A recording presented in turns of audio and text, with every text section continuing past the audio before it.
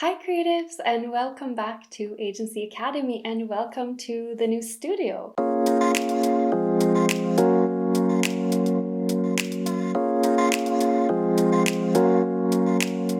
I'm so excited to be sharing the studio with you today. I just wanted to make this quick video about the process of creating the studio and why we're doing it.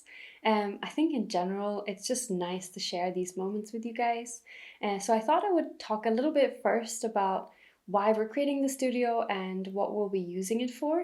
And then I wanted to show you a little bit about how the process was and what we did to make sure that the video and the audio works as good as possible. And I'll share also the different products that we have so that if you're thinking about maybe doing YouTube or Skillshare courses or something for passive income, or just want to explore creating a little studio of your own, and I hope this could be a video that gives you a lot of inspiration. So we've had this YouTube channel for a little while now, and it's been a way for us to share things that have worked in our creative business. And our hope is that it can be a community for creative businesses of all kinds, so that if you're either just starting out and you want to learn a lot of the lessons that I had to learn the hard way, you can get some tips here. Or if you have worked for a long time, it can be more of a community thing, pick up tips from each other and learn about different creative processes, because I think that's something that we all have our own unique twist on a creative process. And I personally love to see how other people plan and organize and communicate with their clients and make sure that everything runs really smoothly. So we're not so much focused on purely that startup crazy grind growth, but we're hoping to be more a place where you can come and learn new things, and it's more about making a business that works for you and that makes you happy and that is able to give you that lifestyle that you actually want. Jeremy and I have been running our design studio for about 6 years now. It's called Futureform, and as you've noticed, this channel is not called Futureform, it's called Kayla. And that's because we created a couple years ago a product that helps creatives work with their clients and with their team.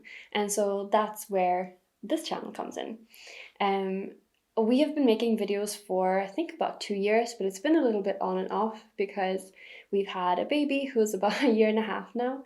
And so we've been trying to, think about balancing our creative work for clients, passion projects, learning, and running Kayla. So we're hoping now that our baby is a little bit older and we have a bit more time that we can really do a lot more with the YouTube channel. And we're also creating Skillshare classes. And so that's where this studio makeover kind of comes in. It's even more of a studio creation than a studio makeover because our previous setup was basically to grab a space in our tiny office. We have like a communal office with a couple other sustainable businesses.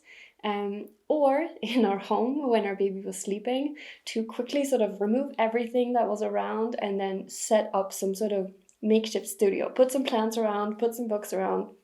But it was really challenging because, for one, you had to make sure that you had light, which is really hard because we actually live in Sweden, which means that in the winter time, like right now, we basically have like a few hours of sort of daylight, and that made it really, really difficult. When we recorded videos, sometimes we had to throw them out because the video quality was just horrible.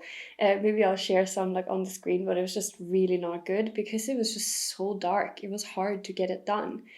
And when you have to like schedule it in between your other stuff and you're trying to do it while the light is still there, it becomes just impossible and stressful. So we knew that we wanted to be more serious with YouTube and more serious with Skillshare and just like generally creating more helpful stuff for you guys. We are moving into a house, which means we have a lot more space. So we actually took one of the rooms that we didn't have any sort of immediate need for anything else, and we decided to make it into a studio. So the criteria to make the space nice was, one, we needed good lighting. Two, it needed to be permanent. Basically, we didn't want to have to set everything up each time. We wanted to have the camera in the right spot with the camera focused. We wanted to have a background that we felt was nice. We didn't have to set it up. And we really want to be able to share like different like design books and different artwork and stuff. So I think we're going to be adding a ton more in terms of like displaying you guys' illustrations or artwork and posters. So please, if you have something awesome, just put it in the comments. We want to be able to make this a community space. But so basically the requirements were light, making sure that the studio is set up, and then also making sure that we have everything here in this space. So even things like extra SD cards, extra chargers, just making sure we have everything in one place where we don't have to remember to bring everything when we go record. Maybe the baby is sleeping, we don't want to disturb everything. So just having a setup where it's basically like plug and play. And so throughout the process, the first thing we did was to repaint. We wanted to make sure we had a neutral canvas that was easy to record off of, and that wasn't gonna be creating like a lot of weird color balances or like hues on us as we're recording. And to start with, this room was very blue, which was beautiful, but it was very difficult because you kind of looked not so healthy as you were recording. So we started by painting it like this light gray color. Once we did that, we wanted to make sure we had solved the situation with lighting. I'm going to show you around a little bit in the studio so that you can see how we set everything up. It's super simple. Basically, to make sure that we have good lighting, we have 2 standing softboxes that we can direct and make sure it's coming from the right angles. We want to make sure that we had something that felt like good natural daylight, but still had a little bit of dimension. So we have one coming from basically forward a little bit to the side to get most of the lighting on my right hand side, and then we have one from the side coming up here, which is basically much further away, so it's kind of giving a little bit more soft light and it's making this side a little bit darker. And then we have this light in the background, which is like a situational light, so making sure it's a bit more visual interest. Sometimes we also put a light behind me so that we have a little bit more distance between me and the background, and that type of light is called a rim light. We typically don't use that a lot, but it's something that if it's really dark, then we can bring that in.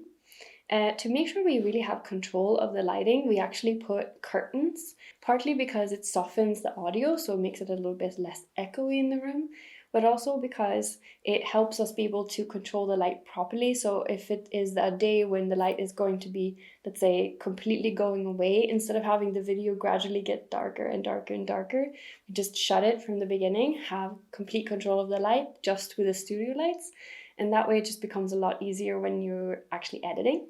A couple other things that we did to make sure the audio was working is we have a microphone that I am putting a little bit of a distance to me, so I'm not talking straight into it, but I'm sort of talking over it a little bit, and this helps with those plosives.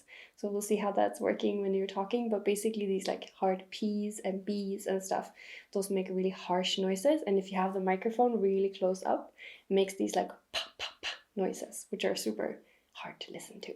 We've also tried to pick a space that is not just like a square box room, but there's actually quite a lot of dimension and angles to the room. So the wall behind me, for example, is like an angled wall, and there's a lot of that type of stuff in this house, so that helps a lot as well. So the goal now that we have the space is basically twofold. One, we want to start making a lot more YouTube videos, and so I would love to hear in the comments what type of videos that you'd like to see from us. Again, like we want this to be a community, so the idea is for us to talk about how to create a sustainable business that we really love to work in, and thinking about stuff like how to work with clients, passive income, and making sure it's all working day to day. And we're also going to be making a lot more Skillshare classes. So I think we have something like 5 or 6 Skillshare classes up right now. So if you have Skillshare, you can go and check that out already. If not, there's also a link in the description where you get a free trial to Skillshare and you can check them out, check out any other classes. I've been doing so much illustration work lately, and it's been so amazing to have Skillshare for that. And so we want to really make sure we're creating a lot of those videos to have a little bit more out there for you guys to look at.